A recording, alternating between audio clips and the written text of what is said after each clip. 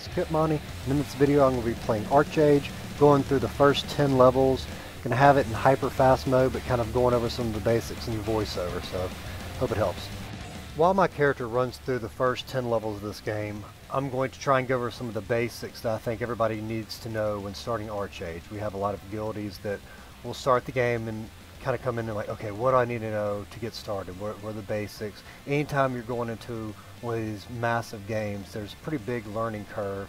Even though the tutorials may help you learn how to kill, X number squirrels, there's still a lot of other things that you will probably want to know before you really get into it.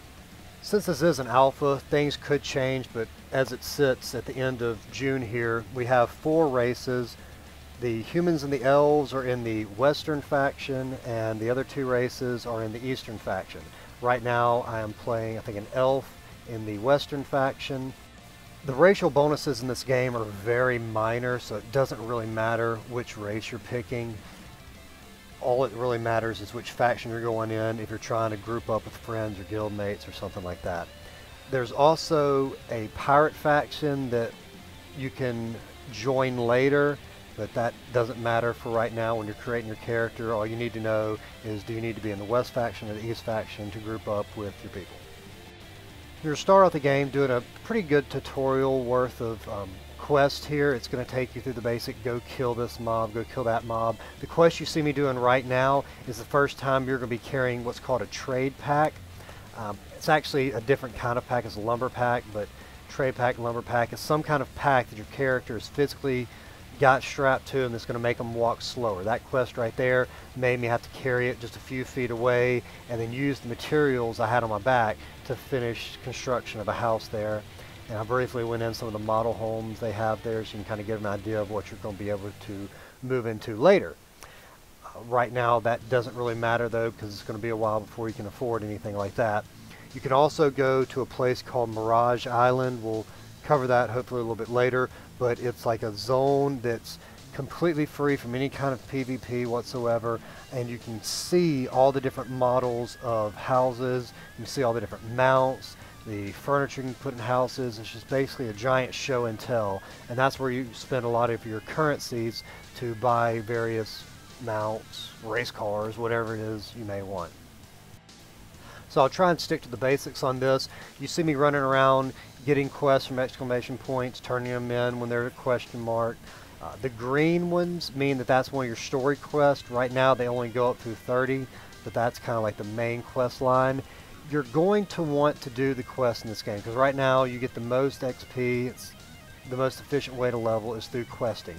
Now there's a concept in this game called overachieving on a quest. So let's say you have a quest to kill 8 mobs of a certain type. Well, in this game you'll get progress every time you kill one, and it'll show you on your screen you've killed 4 of 8, and it'll say in parentheses, quest in progress, whatever. And then when you hit the 8th one, it'll say completed. But if you keep killing that same type of mob, you'll get a message up there that says that you are gaining additional credit towards this quest. Most quests can be overachieved, and that's where you want to get to. You want it to say not just complete, but overachieved. And by doing that, you kill 50% more than what's required, always rounding up, or gather 50% more, always rounding up. So my example of 8 mobs you have to kill, if you kill 12, that's 50% more, then you get overachieved status, and you get a better reward when you turn it in, extra XP. So you're going to want to do that on almost every quest. There are some quests you can't do that with, especially the quest where there's an item in your inventory you have to click on to activate something. The quest tracker over there on the right side of my screen will often have the picture of what you have to click on, so it makes it real easy for those quests. But again, if there's a chance to overachieve something, you definitely want to do that, because around level 40 you're going to run out of quests to do in safe territories, and you'll end up having to go across the sea to the enemy faction to do quests or finding XP through other methods. But by taking maximum advantage of every quest you can along the way, it's going to make your leveling process easier. Your first several zones are safe zones, I'll call them. There are No PvP, whether it be enemy faction or player versus player on your own faction. And in this game there is some of that, and I'll get to it in a minute. But those first few levels are safe, and then you'll eventually start coming to areas that will be PvP areas. And that means that there's somebody from the enemy faction there, they can attack you, you can attack them, and all hell can break loose. Also, you can flag up for PvP against your own faction. PKing is what everybody refers to it as. And you do that by default by holding Control and hitting F. I've rebound mine since then, but I think that's what it is by default. In doing so, you'll see somebody be purple. And that means that they're flagged up for player killing on their own faction. I'll come back to that in just a second. Right now, though, you see me doing a quest. And you want to pay attention to this quest in that I'm carrying this little creature across this farm over here. And what I'm about to do is go through a series of quests for this person that are going to raise that mount into a proper mount that I can actually ride on. Right now it's just a fowl, but I'm planting a seed right now. This is the first time you see me plant a seed, and I'll come back to planting and crafting a little bit more, but just know this is the quest that does your raising of your first mount. Anyway, we'll get back to that. But just another note on the PvP stuff, you want to be careful when you're looking at your map. You can see what areas are at war and what areas are at peacetime. So basically, a zone starts out kind of neutral, and there, you can attack enemy players there, and after a while of enough PvP action in that zone, it goes into all-out war. And there's a little indicator in the top right of your map in a zone that has the tension, that has that PvP slide bar, if you will. And by using that, you can tell how close to all-out war it is. Once something is at all-out war, there's extra honor to be gained, there's some extra quests to do in that zone, so a lot more can be done with PvP in that area once you've reached that all-out war. Also, you really want to note that once a zone has finished its wartime, there's a set amount of time it's at war, it goes into a peaceful mode. And during that time, it's a safe zone. So if you're trying to do a certain quest in an enemy zone all the way across the map, you want to wait till peacetime maybe to go over there and do it, so you're a little bit safer. Or if you're going to move some trade packs across, you're going to probably want to wait until there's peacetime for you to go through that zone. Coming back to trade packs, I'll end the PvP talk for a minute and go back to trade packs. So there's the lumber pack you saw me carry earlier, and then there's these trade packs. And what those are, you take like 100 pieces of cotton or 100 pieces of lumber or whatever it may be, and there's certain stations you can turn those into a trade pack. And you have this pack on your back, makes you go slower, and you physically take it to a turn-in station somewhere else. Now you could, I guess, turn around and trade it in right next to where you crafted it, but you're not going to get a great return on your investment there.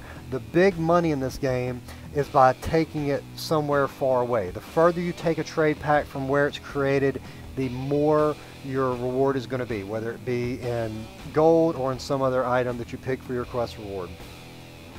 I won't get into those as a Guild of Stars, that's a completely different discussion, but just know that the further you go, the more you get for your reward, and that encourages PvP, because you're having to go across hostile factions and the enemy sees you, and if they kill you, your pack drops right there, and they can pick it up and go take it and turn it in. So there's a lot of PvP that gets focused around people running trade packs, people attacking people with trade packs. It's a huge incentive to do more PvP, so I love that about this game, that they're encouraging the PvP.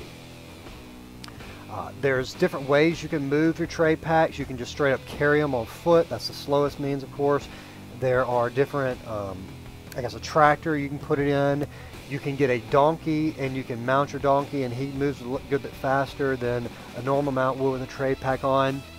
And then you can get a trade ship and put several trade packs in there. A lot you can do with those. Main thing to keep in mind right now, though, is that trade packs are going to be one of your main money makers, and as you start gathering materials and stockpiling them, then you convert them into trade packs, probably get a few buddies to go with you and make a trade pack run.